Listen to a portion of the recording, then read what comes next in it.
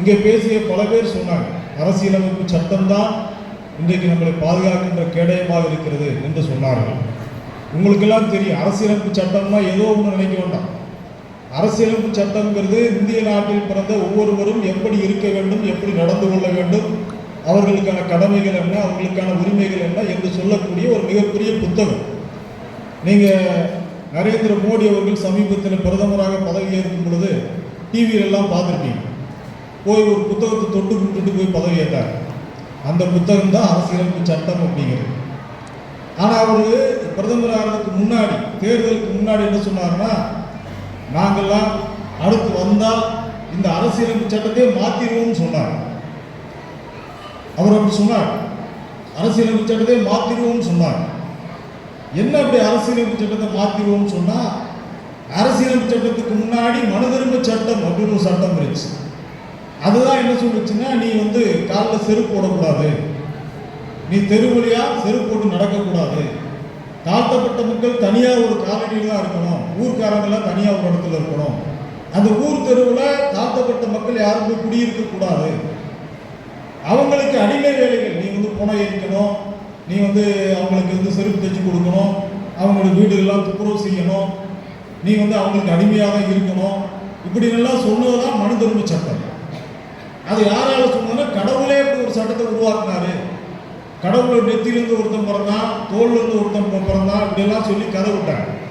இப்படி நம்மளை அடிமைப்படுத்தின ஒரு சட்டம் தான் மனு தர்ம சட்டம். அந்த அடிமைப்படுத்தின சட்டத்தை தூக்கி எறிந்து விட்டு விடுதலைக்கான ஒரு சட்டம், அதுதான் அரசியலமைப்பு சட்டம், நமக்கான சட்டம், அதுதான் அரசியலமைப்பு சட்டம். அந்த சட்டத்தை நான் மாத்திடுவேன்னு சொன்னார். யார் சொன்னார்? நரேந்திர மோடி சொன்னார். ஆனா மெஜாரிட்டி அவருக்கு கிடைக்கல, மிகப்பெரிய அடி விழுந்துச்சு. அடி விழுந்ததுக்கு அப்புறம் என்ன செய்யறாரு? எந்த சட்டத்தை மாத்துவேன்னு சொல்லி சொன்னாரோ, அம்பேத்கர் எழுதிய அரசியலமைப்பு சட்டம், அது யார் எழுதுனது? நம்முடைய தலைவர் அம்பேத்கர் எழுதிய அரசியலமைப்பு சட்டம். எந்த சட்டத்தை நான் மாத்துவேன்னு சொன்னாரோ அந்த சட்டத்தையே தொட்டு கும்பிட்டு தான் அவர் பாராளுமன்றத்துக்குள்ளேயே போக வேண்டிய நிலைமை ஏற்பட்டதுன்னு சொன்னா, அப்படிப்பட்ட ஒரு நிலைமையை உருவாக்கிய நம்முடைய தலைவர் டாக்டர் அம்பேத்கர் அவர்கள். அந்த அம்பேத்கர் சொன்ன பல்வேறு செய்திகளை இங்கே நிறைய பேர் பேசினாங்க. இங்க நம்முடைய தோழர் சுகந்தி அவர்கள் பேசும்போது சொன்னார், 80% பெண்களாக இருக்கிறாங்க. அம்பேத்கர் தன்னுடைய வாழ்நாள் முழுவதும் ஒரு 3 பேருக்காக அதிகமாக உழைச்சாங்க. பெண்களுக்காக, தொழிலாளர்களுக்காக, தலித் மக்களுக்காக. ஆனா இந்த 3 பேரும் நீங்க ஒருங்கே நினைக்கணும். பெண்களுக்கு சொத்துல சரிவாதி கொடுக்கணும். அந்த காலத்தில் பெண்களுக்குலாம் சொத்துரிமையே கிடையாது.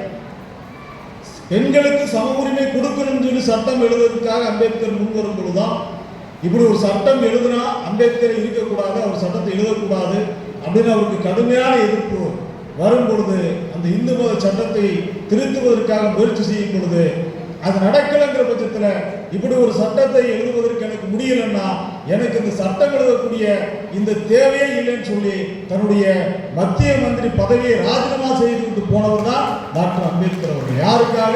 பெண்களுக்காக, பெண்களுடைய சட்ட உரிமைக்காக தன்னுடைய பதவியை ராஜினாமா செய்தார்.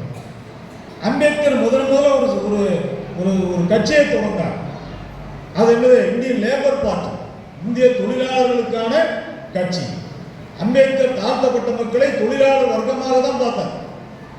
இங்க 8 மணி நேர வேலை அப்படின்னு எல்லாத்துக்கும் கிடைக்குது. 8 மணி நேர வேலை இன்னைக்கு காலையில ஒரு 10 மணிக்கு போனோம்னா சாயந்தரம் 4 மணிக்கெல்லாம் வந்துடலாம், 8 மணி நேரம் தான் வேலை செய்யணும் அப்படின்னு ஒரு சட்டம் வச்சிருக்காங்க இல்லையா? எல்லாரும், நீங்க பேங்க்ல வேலை செய்யறவங்க சரி, வாத்தியாரா இருந்தாலும் சரி, அல்லது எந்த அரசு துறையில தாசில்தார் ஆபீஸ் எங்க வேலை செஞ்சாலும் சரி, எல்லாருக்கும் 8 மணி நேரம் வேலை. தனியார் கம்பெனியில் மில்லில் வேலை செஞ்சாலும் எல்லாருக்கும் 8 மணி நேரம் வேலை. இந்த 8 மணி நேர வேலை என்பதை இந்தியாவில் சட்டமாக கொண்டு வந்த தலைவர்னா அது டாக்டர் அம்பேத்கர் என்கிற நம்முடைய தலைவர் தான் 8 மணி நேர வேலை என்பது சட்டமாக கொண்டு வந்தார்கள். பெண்களுக்காக தன்னுடைய பதவியை ராஜினாமா செய்தவர், தொழிலாளர்களுக்கான சட்டத்தை உருவாக்கியவர். அடுத்து தலித் மக்களுக்காக தீண்டாமையை முற்றிலுமாக ஒழிக்கப்பட்டு விடும். இந்த நாட்டில் தீண்டாமை யாராவது கடைபிடிச்சா அது சட்டவிரோதம், அவனை தூக்கி ஜெயிலில் போடுகிறான்னு சொல்லி தீண்டாமை முற்றிலும் ஒழிக்கப்பட்டு விட்டது என்கிற சட்டத்தை எழுதிய தலைவர் நம்முடைய தலைவர் டாக்டர் அம்பேத்கர் அவர்கள். அவர் எழுதுனதுனால தான் இன்னைக்கு ஜாதி சொல்லி திட்டினா கம்ப்ளைண்ட் கொடுக்க முடியும், இல்லைன்னா கம்ப்ளைண்ட் கொடுக்க முடியாது. உன்னை சகிலி பேரை திட்டினா நீ கம்ப்ளைண்ட் கொடுக்க முடியாது. உன்னை கம்பெடுத்து அடிக்க வந்தா, ஜாதியின் அடிப்படையில் சொல்லி அடிக்க வந்தா நாம கம்ப்ளைண்ட் கொடுக்க முடியாது. இப்படி ஒரு சட்டமே இருக்காது. நீங்க இன்னைக்கு சொல்றீங்களே துப்புரவு பணியாளர்களுக்கான சட்டம், அந்த சட்டம் கூட அம்பேத்கருடைய அரசியலமைப்பு சட்டத்தின் அடிப்படையில் உருவாக்கப்பட்ட சட்டம். இல்லைன்னா இன்னைக்கு அந்த சட்ட உரிமைகளை நம்ம கேட்க முடியாது. எனக்கு கண்ணியம் வேணும், வேலை செய்யற இடத்துல சுயமரியாதையோடு நான் வேலை செய்யணும் அப்படின்னு நம்ம கேட்கிறோம் இல்லையா? அந்த கேட்கறதுக்கான அடிப்படை இல்லாம போயிடும். நான் என்ன சொல்றேன்னா, நாடார் சமுதாயமே கோயிலுக்குள்ள போகக்கூடாதுன்னு சொன்னவங்க நம்மளை சும்மா விடுவாங்களா? ஒரு காலத்துல சக்கிலியனை தொட்டா தீட்டு, சாணான பார்த்தாலே தீட்டு அப்படின்னு சொன்னாங்க. எந்த நாட்டிலையாவது பார்த்தாலே தீட்டுன்னு சொல்ல நிலைமை இருந்துச்சா? அன்டச்சபிள் அப்படின்னு நம்ம சொல்றோம். அன்சீயபிள், பார்க்கவே கூடாது அப்படின்னு ஒரு கேட்டகரி வச்சிருந்தாங்க. அப்படி நம்ம எல்லாம் ஒதுக்கி வச்சிருந்தாங்க. அப்படி நாடார் சமுதாயம் கூட கேள்வி கேட்க முடியாத காரணம் என்ன? அன்னைக்கு அரசியலமைப்பு சட்டம் உருவாக்கப்படல. இன்றைக்கு அரசியலமைப்பு சட்டம் உருவாக்கப்பட்டு விட்டது.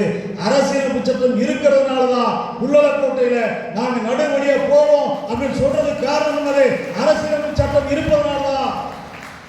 நான் தீண்டாமை எனக்கு ஜாதியை சொல்லி திட்டினா நான் கம்ப்ளைண்ட் கொடுப்பேன்னு சொல்றோம் இல்லையா? எதுக்காக? அரசியலமைப்பு சட்டம் இருக்கிறதுனாலதான். துப்புரவு பணியாளர் எனக்கு சரியான சம்பளம் கொடு, இல்லைன்னா நான் விடமாட்டேன்னு சொல்லி நாம கேட்கிறோம் அப்படின்னா இந்த கேள்வி கேட்பதற்கான தைரியத்தை கொடுப்பதுன்னா அரசியலமைப்பு சட்டம் தான். அந்த அரசியலமைப்பு சட்டத்தை நாங்க ஆட்சிக்கு வந்தா மாத்திருவோம் சொன்னாரு நரேந்திர மோடி அவர்கள். மாற்ற முடிஞ்சதா? மக்கள் தீர்ப்பு கொடுத்தாங்களா? நரேந்திர மோடி அவருடைய தொகுதியில தோற்கிற நிலைமை இருந்தார்.